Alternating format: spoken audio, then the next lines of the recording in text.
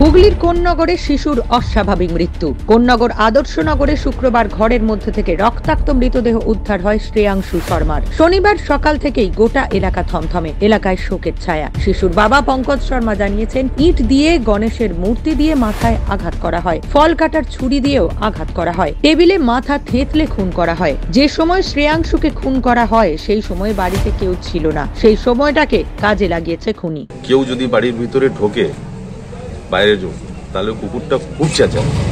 কেউ কুকুরকে এমনি ঢুকতে পারবে না বাড়িতে। আমি গেছি, আমি গিয়ে দেখলাম যে এরকম পড়ে আছে, আমি আর কিছু ভাবতে পারিনি, তুলে নিয়ে ওকে ছুটেছি, কিন্তু ওর মাথা পাতা সব পুরো ফেটে এখন পুরো ফ্র্যাকচার হয়ে গেছে। কোথায় কোথায় আঘাতের চিহ্ন ছিল? মাথায়, হাতে লেগেছে, হাতে এক দু জায়গায় কাট আছে, মাথা পুরো ফ্র্যাকচার আছে পিছনে। আমি ওগুলো লক্ষ্য করতে পারিনি, সে সময় আমি অত ভাবতেই পাইনি কি হয়েছে।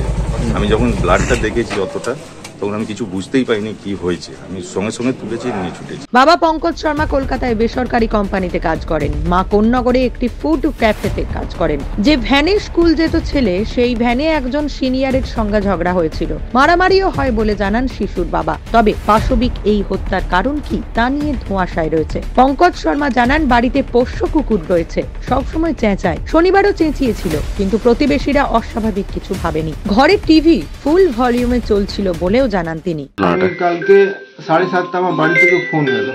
হ্যাঁ, আমার ভাইজি फोन করেছিল कि अंकल डुग्गू को बहुत जोर से चोट लग गया है, उनका नाक नाम डुग्गू श्रेयांश शर्मा, तो आप जल्दी आ जाइए, बहुत ज्यादा ब्लीडिंग हो रहा है।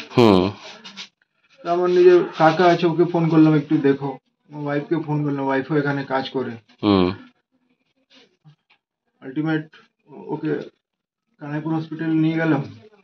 তারপরে ওখান দিয়ে ওরা ওখানেই বলে দিয়েছিল যে চলছে না নিঃশ্বাসটা। কোথায় কোথায় আঘাত ছিল? আঘাত ব্রুটলি মার্ডার যাকে বলা যায়, এই পুরোটা এত গর্ত হয়ে গেছিল। ওই সিঁড়ি, ওখানে সিটের ইট আছে, ইটটা নেই ওখানে, ভিতরে ছিল ইট।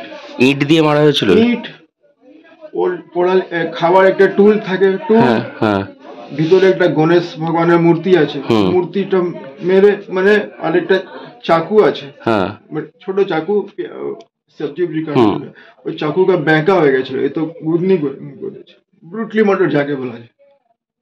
কোন কোন জায়গায় দেখলেন আঘাত? এই পোর্শনটা, এটা পুরো গদ্দ হয়ে গেছে, এখানে এখানে ছেদ আছে, মাছটা এখানে কেটে গেছে।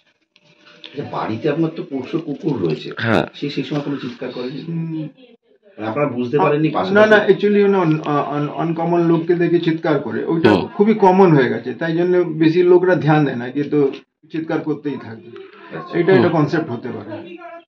টিভি কি জোরে চলছে? টিভি ফুল ভলিউমে ছিল, আমার ছেলে ফুল ভলিউমে ছিল। কেউ ফুল ভলিউমের টিভি দেখে না, ফুল ভলিউমের টিভি। আপনারা মোটামুটি কতক্ষণ পর দেখলেন? মানে আমি তো আলটিমেট এখানে আসলাম, আমি অফিস থেকে ওখানে ডাইরেক্ট হসপিটাল চলে গেলাম।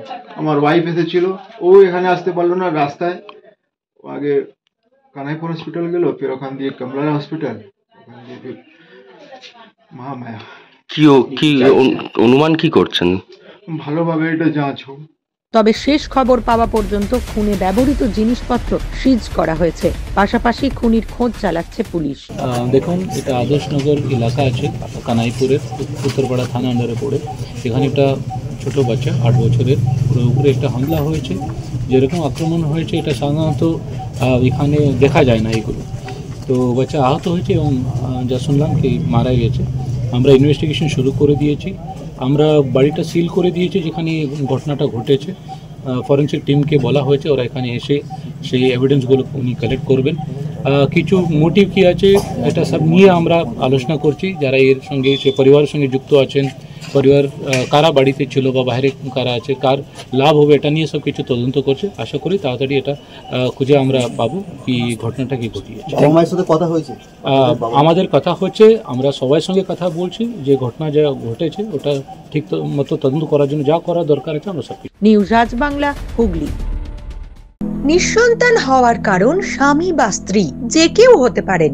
IVF এর অ্যাডভান্স সায়েন্স আর এক্সপার্ট কেয়ার লক্ষ লক্ষ কাপেলের স্বপ্ন সার্থক করেছে। তাই বন্ধাত্বকে হারাতে আপনাদের অবশ্যই আসতে হবে আরামবাগ প্রাণ IVF ফার্টিলিটি সেন্টারে। এখানে চিকিৎসা করিয়ে অনেক দম্পতি সন্তানের মুখ দেখেছেন। আমাদের ঠিকানা আরামবাগ বসন্তপুর আমতলা বিবেকানন্দ পল্লী 2 নম্বর রেলগেটের পাশেই। মোবাইল নাম্বার 7865858781 অথবা 7908098172।